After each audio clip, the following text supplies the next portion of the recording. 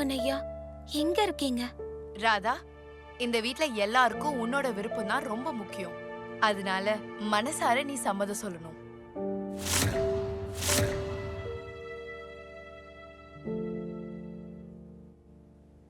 இதுவரைக்கும் என் பாட்டி என்னோட விஷயத்துல எந்த தப்பான முடிவும் எடுத்ததில்ல.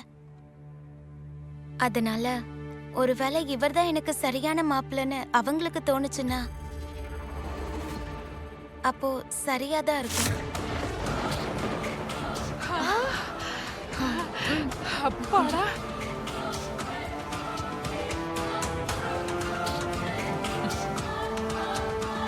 இன்னைக்கு ரொம்ப நல்ல நாள். பூச நட்சத்திரம். நல்ல முகூர்த்த நேரமும். முகூர்த்த நேரம் முடிய 5 நிமிஷம் தான் இருக்கு. அதனால வருங்கால மாப்பிள்ளைக்கு வெத்தலை பாக்கும் தேங்காயும் கொடுத்து கல்யாணத்தை முடிவு பண்ணலாம்.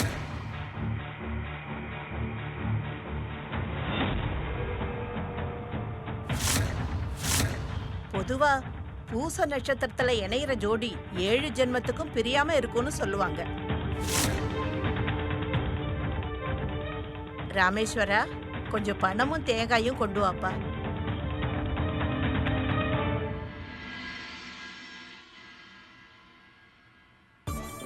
ஃபைனலி இவ இந்த வீட்டை விட்டு வெளியே போக போறா. நம்ம ஆரம்பிக்கலாமா? நீங்க மட்டும் எனக்கு எந்த அறிகுறியும் காட்டாம இருந்திருந்தீங்கன்னா என்னோட மனசுல ராதாவும் மோகனும் ஒண்ணு சேரணுங்கிற எண்ணமே வந்திருக்காதுல. நடக்கிறதெல்லாம் சரியா தப்பான்னு தயவு செஞ்சு என்கிட்ட சொல்லுங்க. ராதாக்கு யாரு சரியான ஆளு? இங்க இருக்காரு இவரா இல்ல மோகனா?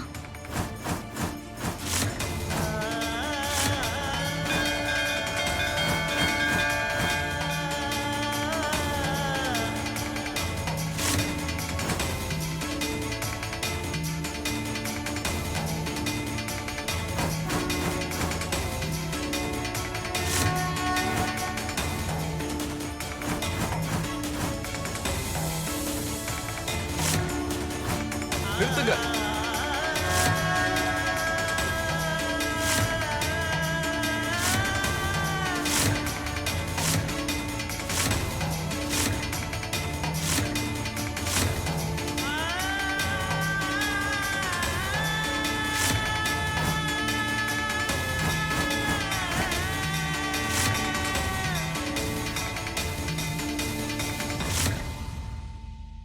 கடவுளே, நல்ல நேரத்துல தேங்காய் மாப்பிள்ள கையில போறத மோகன் கையில வாங்கிட்டாரு. அப்ப இது என்ன அறிகுறி? பாட்டி, இப்ப ராதாவை கல்யாணம் பண்றதுக்கு அப்படி என்ன அவசரம்? உங்க பார்வையில கொஞ்சம் பிரச்சனைன்னு நினைக்கிறேன். என்ன நல்லதுக்கும் கெட்டதுக்கும் உங்களுக்கு வித்தியாசம் தெரியல. முதல் பார்வையிலே உங்க மனசுல இடம் பிடிச்ச பையன் வெளியே தெரிகிற மாதிரி இருக்கு. இவன் ஒண்ணு ஐயர்லாம் இல்ல. இவன் ஊரை விட்டு ஓடி வந்த திருட.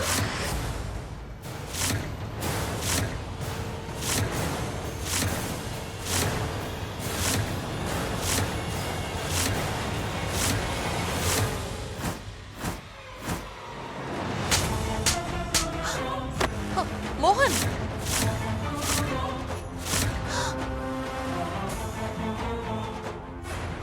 அப்படிதான், இன்னும் நல்லா அடிங்க. மோகன், நீ என்ன காரியம் பண்ணிட்டு இருக்க? என்ன பண்றீங்க நீங்க? யாரு கேட்டு என் பையன் மேல கைய வச்சீங்க மோகன்? அம்மா, என்ன நடக்குது இங்க? எங்களை அவமானப்படுத்தணும் தான் இங்க வர சொன்னீங்களா? ரிஷி தானே தேங்காவை வாங்கணும். ஆனா அந்த தேங்காவை மோகனிய வாங்கினா. இதுக்கு மேல ராதாவுக்கு கல்யாணம் நடக்கும்ன்ற நம்பிக்கை எனக்கு இல்ல. கொஞ்சம் சும்மா இருக்கீங்களா? ராதாக்கு கல்யாணம் நடந்தே தீரும். அவ என் வாழ்க்கையை விட்டு விலகி போய்தான் ஆகணும். இங்க நடக்கிறதெல்லாம் பார்த்தா அவளுக்கு கல்யாணம் நடக்குமானே சந்தேகமா இருக்கு. ஆனா இந்த ரிஷிக்கு மோகன் கையால செம்மடி இருக்கு. சேகர், இங்க என்ன நடந்துட்டு இருக்கு? எங்க வீட்டுக்குள்ள எதுக்காக இவ்ளோ போலீஸ் வந்திருக்காங்க?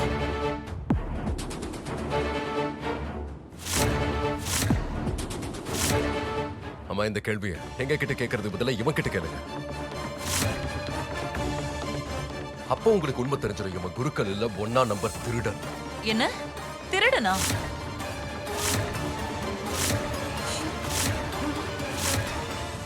எனக்கு நல்லாவே தெரியும் நான் சொன்னா நீங்கெல்லாம் நம்ப மாட்டீங்கன்னு. என்ன நீங்க நம்ப வேண்டாம். அதனால உண்மை என்னன்னு இவனே கேளுங்க. நீயே சொல்லு. நீ சொன்ன அந்த கோவில்ல கிட்டத்தட்ட 6 மாசமா உனக்கு பதிலா வேற யாரோ பூஜை பண்ணிட்டு இருந்தாங்கல்ல? ஆமாவா இல்லையா?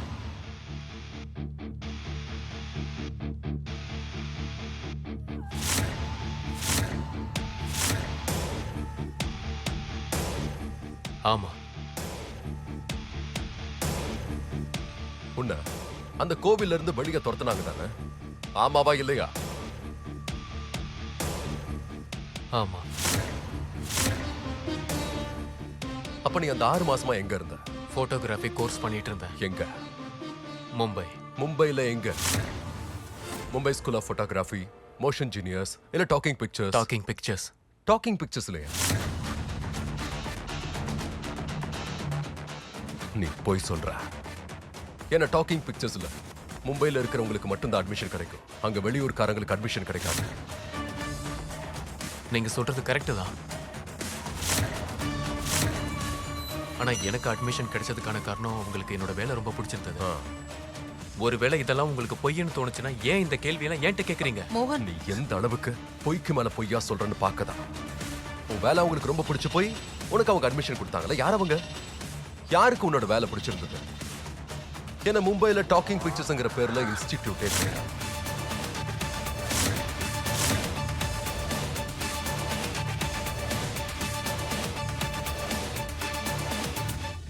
அப்ப நீ கோர்ஸ் எங்க பண்ண? இவன் எந்த கோர்ஸும் பண்ணல. திருடினதுக்காக 6 மாசம் இவனை தூக்கி ஜெயில போட்டிருக்காங்க.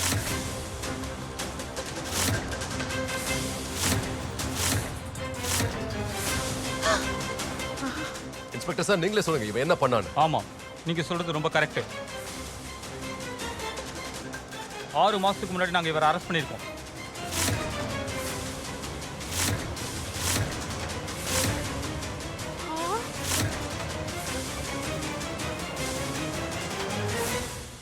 அது ஏன்னு நான் உங்க எல்லாருக்கும் சொல்றேன்.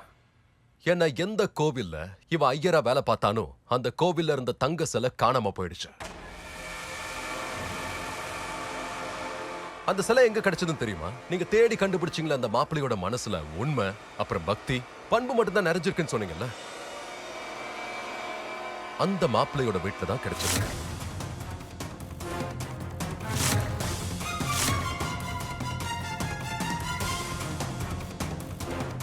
அதனால போலீஸ் இவனை கையும் களவுமா பிடிச்சு ஜெயில 6 மாசம் வச்சிருந்தாங்க. இவனை பத்தி விசாரிக்க இவன் சொன்ன அட்ரஸ்க்கு போயிருந்தேன். அங்க போனதுக்கு அப்புறம் தான் தெரிஞ்சது இவனை கழுத்து பிடிச்சு வெளியே தள்ளிருக்காங்க. ஜனங்க இவன் முகத்துல காரி துப்பி இருக்காங்க. இவனை பத்தி பேச கூட அங்க யாருக்கும் விருப்பம் இல்ல. எல்லாம் உண்மைதானே? சொல்லு, ஆமாவா இல்லையா? நீ இந்த வீட்டுக்கு என்ன பண்ண வந்தன்னு எனக்கு தெரியாது. ஆனா நான் மட்டும் உன்னை விட மாட்டேன். வேண்டாம், மோகன் சொன்னா கேளு. ராதாவை கல்யாணம் பண்ணிக்க போறியா? விடு அவனை. மோகன், திருட்டு பயல, ஐயருங்கிற பேர்ல திருடி இருக்க. வேண்டாம் மோகன். பாது,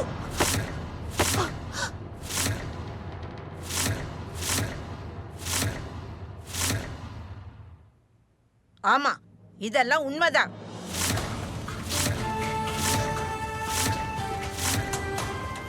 உண்மைதானா?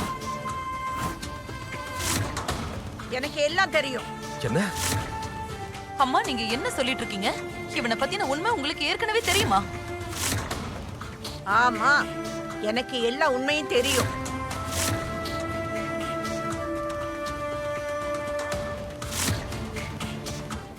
லதாவும் ரிஷியும் உங்ககிட்ட எல்லாத்தையும் சொல்ல நினைச்சாங்க.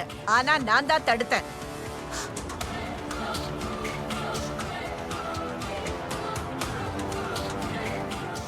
மோகன், இதுக்காக நீ யாரையாவது அடிக்கணும்னா முதல்ல என்ன அடி, என் மேல கை ஓங்கு. பாட்டி, உங்களுக்கு எல்லா உண்மையும் தெரிஞ்சிருந்து இவனை எதுக்கு ராதாவுக்கு தேர்ந்தெடுத்தீங்க? ஒரு பொய்யான பழிக்காக ஒரு உண்மையான மனுஷனை மறுக்கணுமா? இவன் மேல சுமத்துற பழி பொய்யானது. அவன் எதுவும் திருடல. அவனை மாட்டி விட்டுருக்காங்க. அவன் மேல சுமத்துறது எல்லாமே பொய் தான்.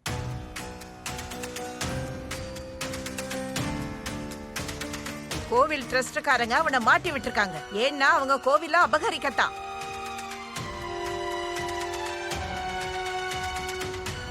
யாருடைய வீட்டுக்கு நீ போயிட்டு வந்தியோ, யார நீ சந்திச்சிட்டு வந்தியோ, அவங்க எல்லாம் சேர்ந்துதான் இந்த வேலையை பண்ணாங்க. அவங்க பாட்டுக்கு அவங்க கற்பனை கதையை சொல்லிட்டாங்க. இதெல்லாம் நம்பி நீங்க வந்து பேசுறியா? அதெல்லாம் உண்மை இல்ல. ஆனா உங்களுக்கு எப்படி தெரியும்? நீங்க சொல்ற இந்த விஷயம் உண்மைன்னு உங்களுக்கு எப்படி தெரியும் சொல்லுங்க. இத பார் மோகன், எனக்கும் கொஞ்சம் உலக அறிவெல்லாம் இருக்குப்பா, ஒத்துக்கிறேன். சமுதாயத்துல எங்களை விட நீ பெரியவன் தான். ஆனா வயசுல உன்னை விட நான் ரொம்ப ரொம்ப பெரியவ. உங்க அம்மா வயசுல அவங்களோட அம்மா வயசு எனக்கு.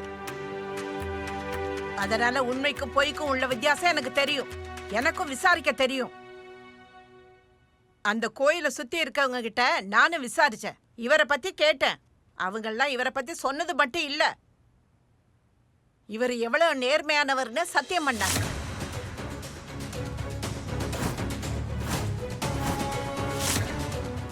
அங்க இருக்க எல்லாரும் பொய்யா இருக்கலாம், ஆனா இவர் இல்ல. எவ்வளவுதான் பொய்யான திரைய போட்டாலும் உண்மைங்கிற பிரகாசத்தை யாராலும் மறைக்க முடியாது. பாவம் இவரு. ஏற்கனவே இவர் மேல பொய்யான பழி இருக்கு. நிரபராதியா இருந்து கூட இவர் ஜெயிலுக்கு போனாரு.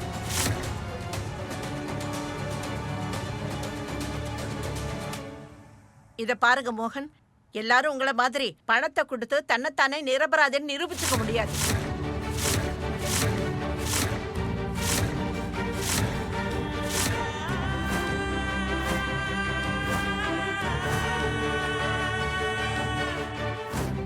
இந்த பையன் பாவம் ஒரு சாதாரண மனுஷன்.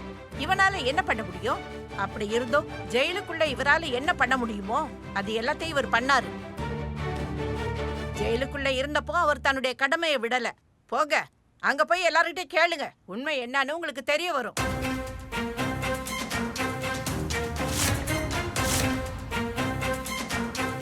நீங்க வக்கீல் தானே, உங்களுக்கு நிறைய பேரை தெரியும்ல. நீங்க தாராளமா விசாரிக்கலாமே. போய் விசாரிச்சுட்டு வாங்க.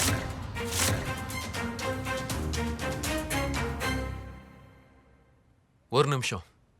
ஜெயில் நம்பர் நான் உங்களுக்கு தரேன். நீங்களே அவங்க கிட்ட பேசுங்க.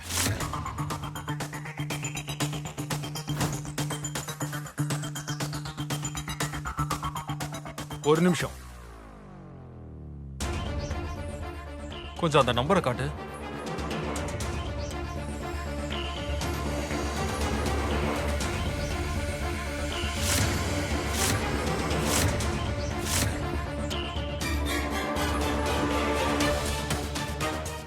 இன்ஸ்பெக்டர்,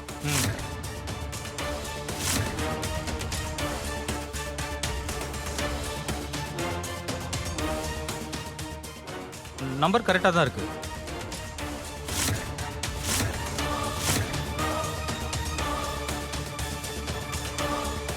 ஃபோன் பண்ணி அவங்க கிட்ட பேசலாமே. உண்மை என்னங்கிறது உங்களுக்கு தெரிஞ்சிடும்.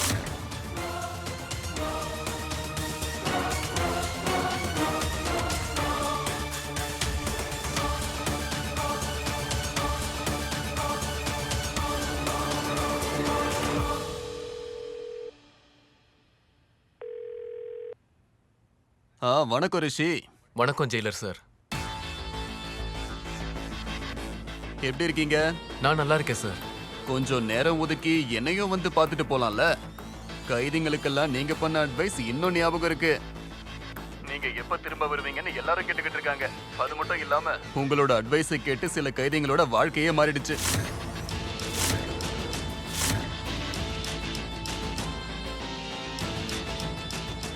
கண்டிப்பா ஜெயிலர் சார், டைம் கிடைச்சா நிச்சயமா வரேன். சரிங்க ரிஷி. அப்புறம் நீங்க கத்து கொடுத்த பாட்டை யாரும் இன்னும் மறக்கவே இல்லை. சரி, டைம் ஆயிடுச்சு, நான் ரவுண்ட்ஸுக்கு போய் ஆகணும்.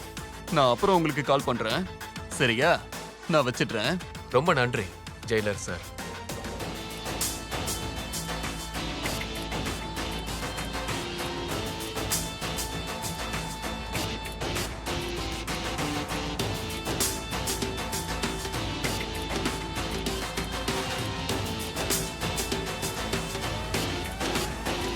வேற ஏதாவது தெரிஞ்சுக்கணுமா உங்களுக்கு?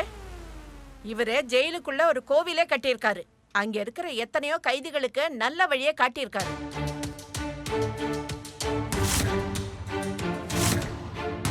இத பாருங்க மோகன், தர்மத்தின் வழியில போறவங்க எங்க போனாலும் சரி, அவங்க கடமையை செய்ய என்னைக்குமே தவற மாட்டாங்க. என்னுடைய பையன் தான் என்னுடைய கௌரவம். என் பையனை இதுக்கு மேலயும் யாரும் கேள்வி கேட்க விட மாட்டேன்.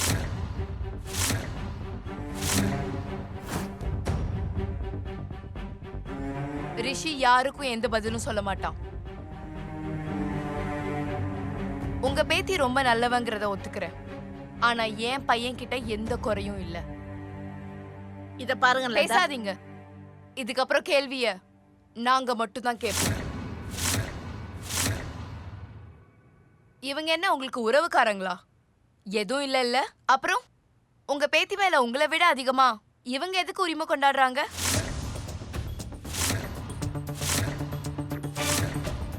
முக்கியமா இவரு உங்க புள்ள மோகன். நீங்க கேள்வி கேட்கறதா இருந்தா இவங்கள தான் கேட்கணும். இந்த கல்யாணம் நடக்கிறதுல இவருக்கு என்ன பிரச்சனை?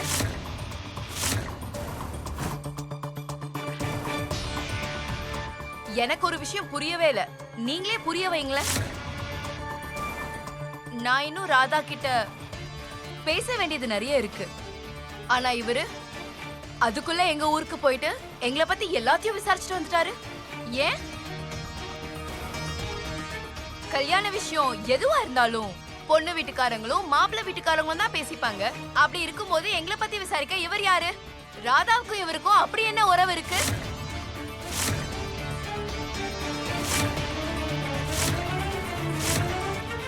லதா இத பாருங்க. அம்மா,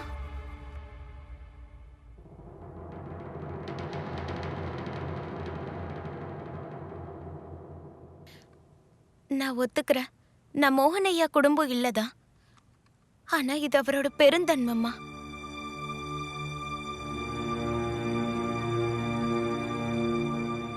ஆரம்பிச்சிட்டா இவ மோகனுக்கு ஜால்ரா அடிக்க. மோகன் ஐயாவுக்கு ரொம்ப பெரிய மனசு. அதுல எல்லாரையுமே அவர் சமமா தான் பாக்குறாரு.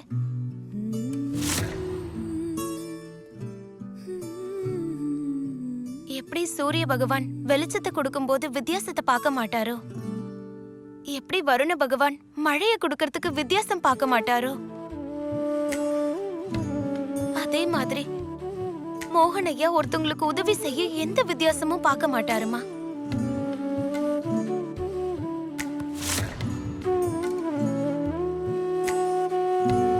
அது அவர்கிட்ட எல்லாமே இருக்கு. பெரிய வியாபாரம், ஒரு முழுமையான குடும்பம், அழகான வருங்கால மனைவி, அதை விட அழகான ஒரு சின்ன குழந்தை. அப்புறம் எனக்கு உதவி செய்யறதுனால அவருக்கு என்ன லாபம் இருக்கு? இருந்தாலும் எனக்கு உதவி செய்யறாரு.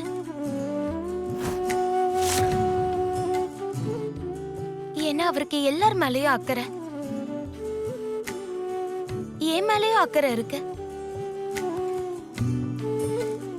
என் கல்யாணத்துக்கு அப்புறம் நான் வாழ்க்கை முழுக்க சந்தோஷமா இருக்கணும்னு அவர் நினைக்கிறாரு. நான் கஷ்டப்படக்கூடாதுன்னு நினைக்கிறாரு. அவ்வளவுதான். நீங்க இத தப்புன்னு நினைக்கிறீங்களா?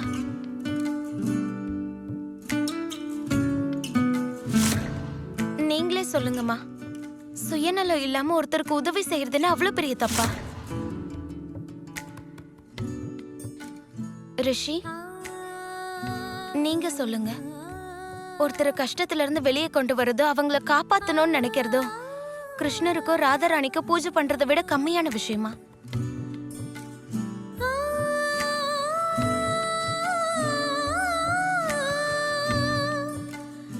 மோகனையா செஞ்சதெல்லாம் எனக்காக தான். ஒருவேளை அப்படியே இது உங்களுக்கு தப்பா தெரிஞ்சதுன்னா அவர் சார்பா நான் மன்னிப்பு கேட்டுக்கிறேன்.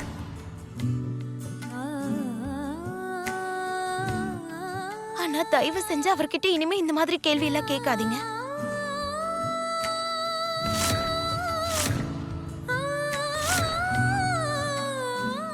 ஏன்னா கிருஷ்ணர் மேல நான் வச்சிருக்க பக்தி மாதிரி மோகன் ஐயா மனசு ரொம்ப புனிதமானது.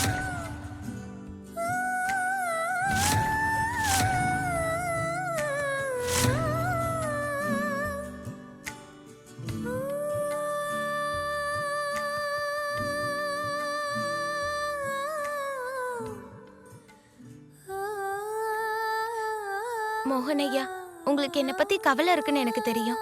என் எதிர்காலத்து மேல கவலையும் அக்கறையும் இருக்குன்னு எனக்கு தெரியும். ஆனா நான் உங்ககிட்ட ஒரு விஷயம் சொல்றேன். என் பாட்டிக்கும் என் மேல அதே அளவுக்கு அக்கறை இருக்கு. என்னோட பாட்டி எனக்காக ஒரு வரன் கொண்டு வந்திருக்காங்கன்னா அவங்க அதை முழுசா விசாரிச்சு தானே கொண்டு வந்திருப்பாங்க.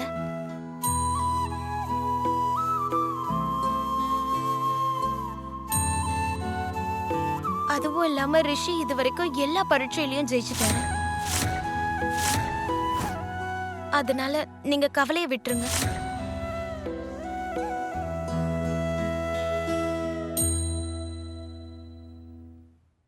நான் ஒத்துக்கிறேன் மோகன் பண்ணது எல்லாமே உன்னோட நல்லதுக்காக தான்னு. ஆனா இந்த பிரச்சனையில ஏன் பையனை அசிங்கப்படுத்திட்டீங்கல்ல? நல்ல மரியாதை கொடுத்தீங்க.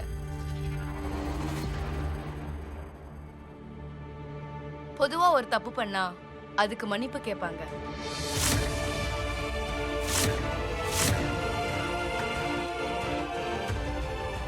ஆனா அம்மா, இங்கேயும் அதுதான் நடந்தே ஆகணும். அதனால மோகன் என் பையன் கிட்ட கண்டிப்பா மன்னிப்பு கேட்டே ஆகணும்.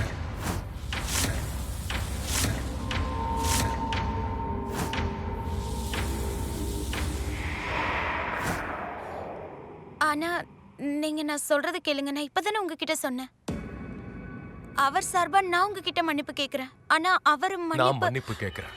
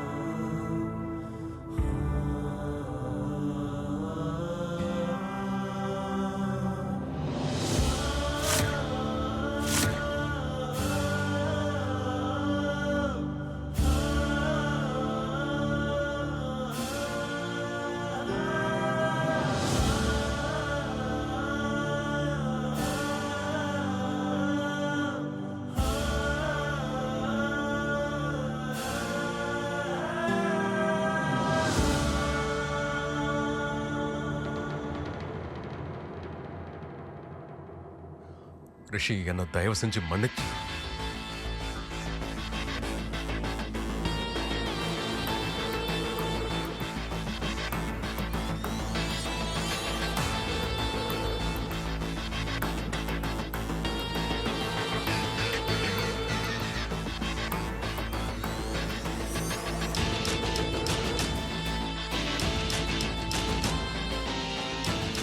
ராதா சொல்றது ரொம்ப சரிதான்.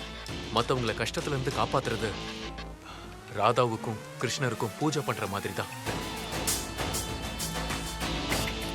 நம்மளை நம்பி இருக்கிறவங்களுக்கு எப்பவுமே நம்ம துணையா தான் இருக்கணும். உங்ககிட்ட மன்னிப்பு வாங்கி உங்களோட நம்பிக்கையை அவமானப்படுத்த விரும்பல மோகன் சார்.